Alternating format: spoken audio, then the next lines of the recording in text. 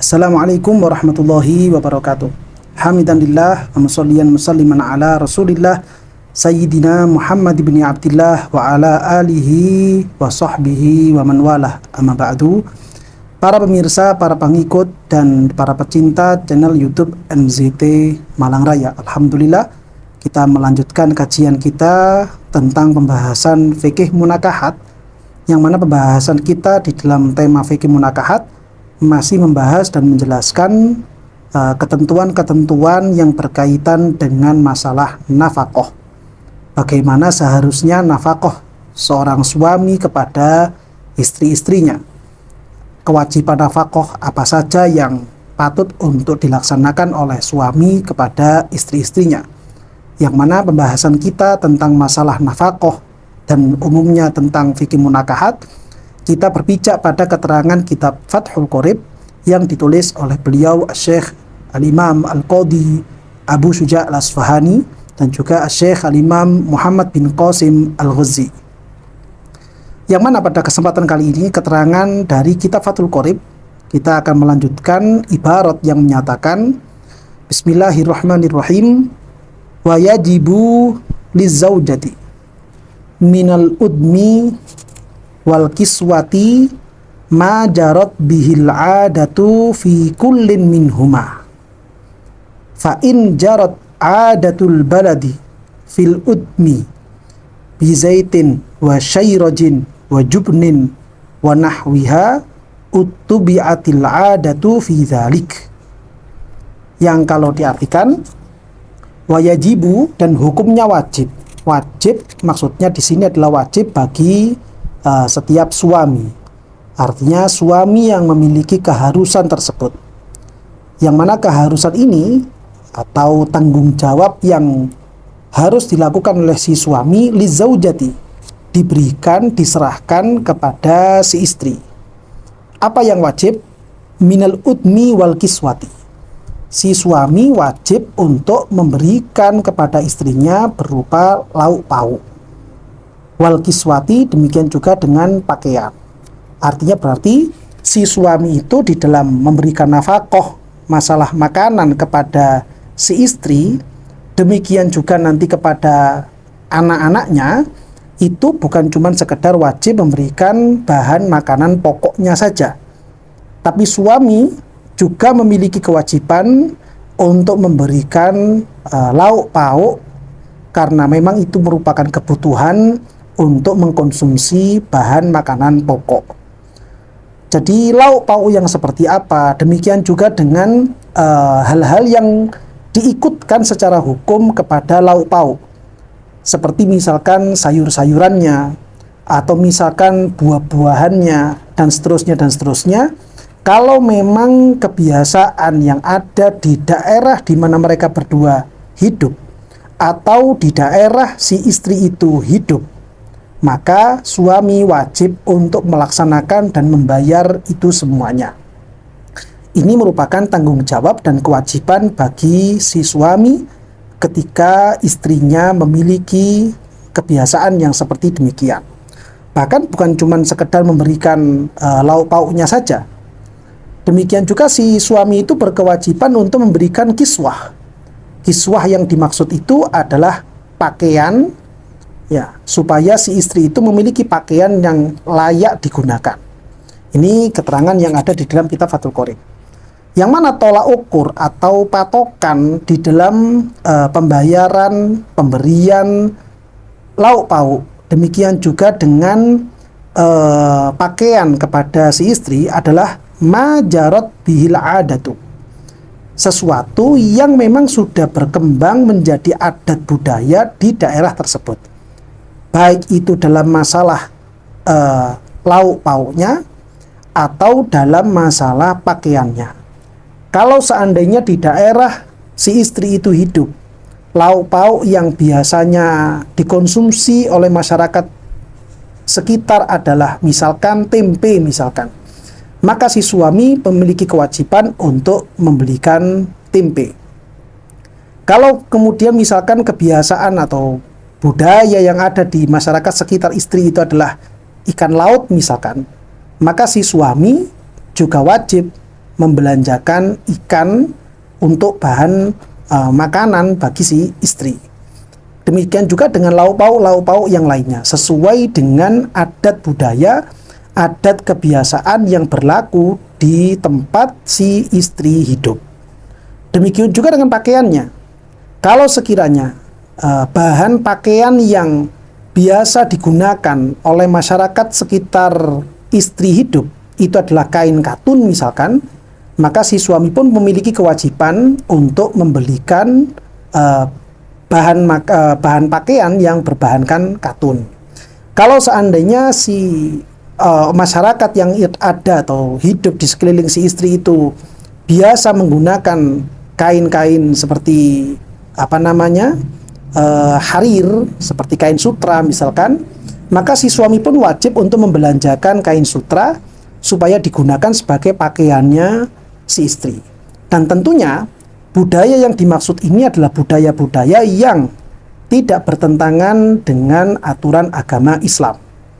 Kalau sekiranya budaya yang berkembang di sekeliling tempat istri itu hidup merupakan budaya yang bertentangan dengan syariat agama Islam, maka sebagai suami tidak memiliki kewajiban untuk membelanjakan dan memberikan nafkah seperti demikian. Contoh misalkan, budaya yang berkembang di lingkungan si istri itu hidup adalah pakaian-pakaian yang tidak menutup aurat, misalkan seperti itu. Apakah kemudian budaya yang seperti ini menjadi tolak ukur? Tentu saja tidak. Karena apa? Karena budaya yang seperti ini merupakan budaya yang bertentangan dengan aturan agama Allah.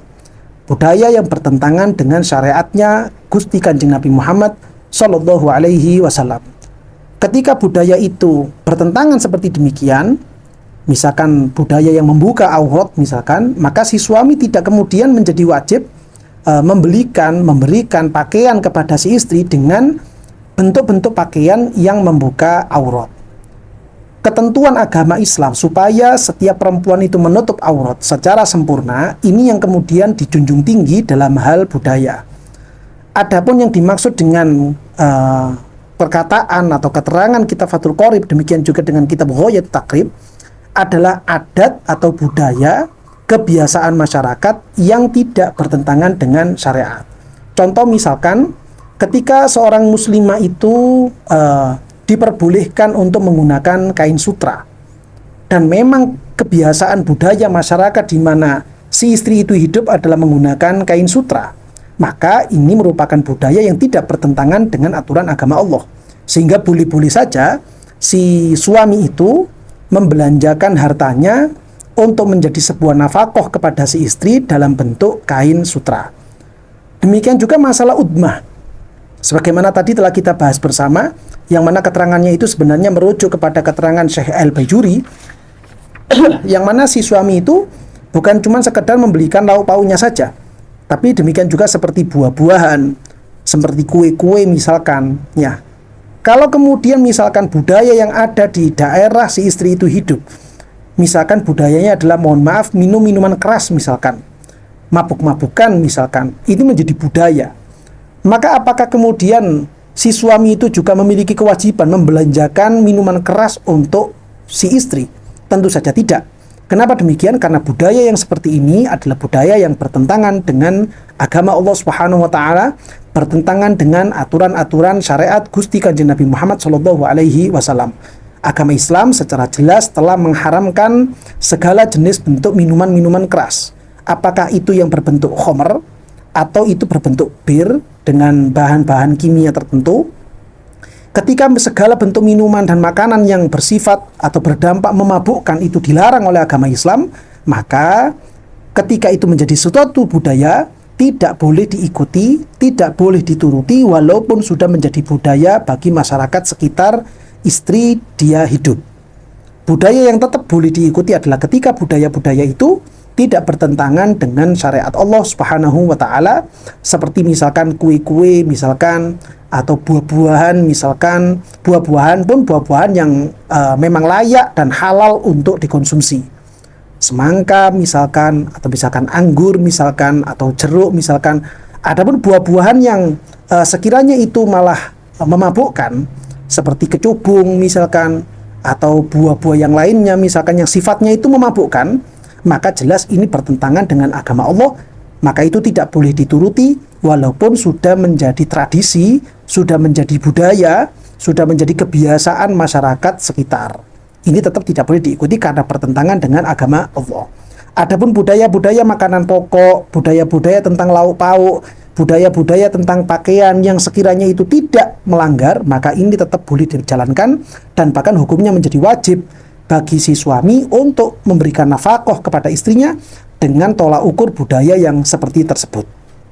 Ini penting untuk dipahami bersama supaya apa? Supaya setiap suami itu mengerti sampai sejauh mana tolak ukur kewajiban memberikan nafkah dan mana saja ruang-ruang yang itu memang tidak menjadi kewajiban. Demikian juga bagi si istri, hal-hal yang seperti ini penting untuk diketahui.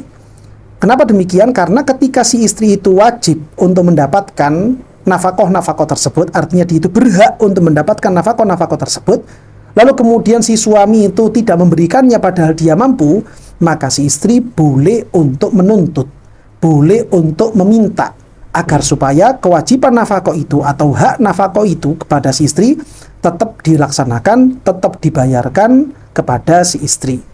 Nah, ini penting untuk diketahui. Dengan catatan memang si suami itu sebenarnya mampu, hanya saja masih belum dilaksanakan. Nah, ini keterangan dari kitab Fathul Qorib. Utubi'atil 'adatu fi dzalik. Wa illam yakun fil baladi utmun ghalibun fayajibu alaiku bihali zauji.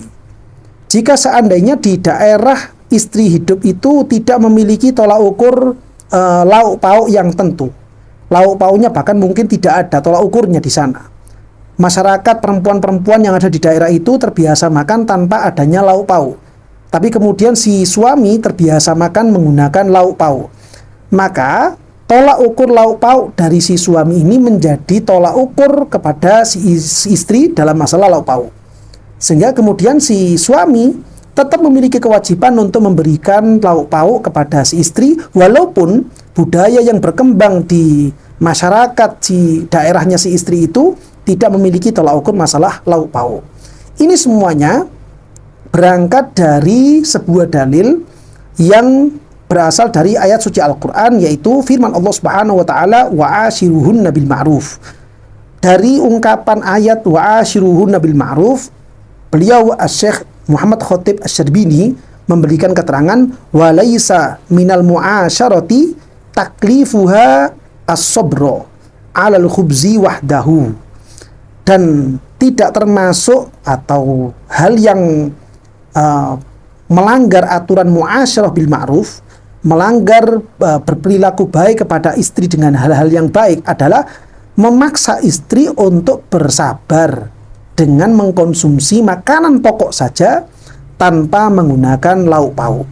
Sehingga kemudian dari sini, dari apa yang disampaikan oleh Syekh Muhammad Khatib Asy-Syarbini, lauk pauk itu menjadi ikut wajib karena apa?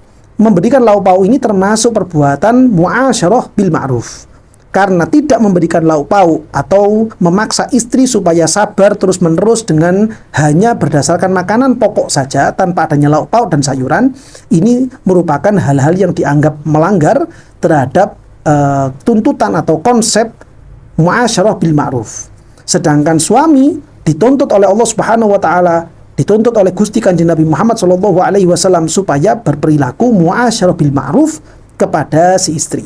Sehingga tidak benar kalau kemudian si istri itu harus atau didoktrin untuk bersabar dengan hanya makan atau mengkonsumsi lauk pauk saja tanpa adanya hanya mengkonsumsi makanan pokok saja tanpa adanya lauk pauk, tanpa adanya sayur-sayuran atau buah-buahan dan lain sebagainya.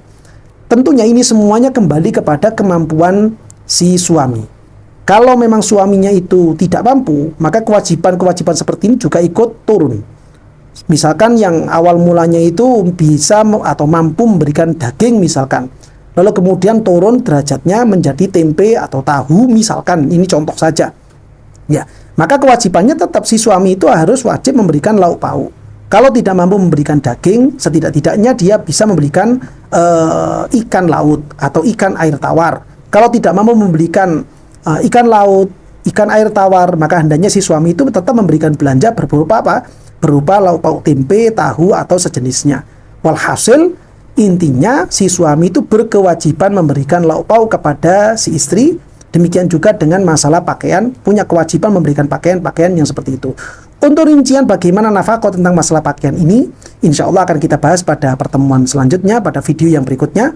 Mudah-mudahan kita semuanya senantiasa diberikan hidayah oleh Allah Subhanahu wa taala untuk bisa semakin mengerti tentang agama Allah Subhanahu wa taala, mengerti tentang syariatnya Gusti Kanjeng Nabi Muhammad sallallahu alaihi wasallam, dan kita pun diberikan kekuatan oleh Allah untuk bisa mengamalkan ilmu-ilmu yang terwariskan dari Kanjeng Nabi Muhammad sallallahu alaihi wasallam, sehingga kita dan keluarga kita, anak-anak kita dan juga orang-orang di sekeliling kita betul-betul bisa menjadi orang-orang yang diridhoi oleh Allah Subhanahu wa taala dan juga diridhoi oleh Gusti Kanjeng Nabi Muhammad sallallahu alaihi wasallam. Amin ya rabbal alamin.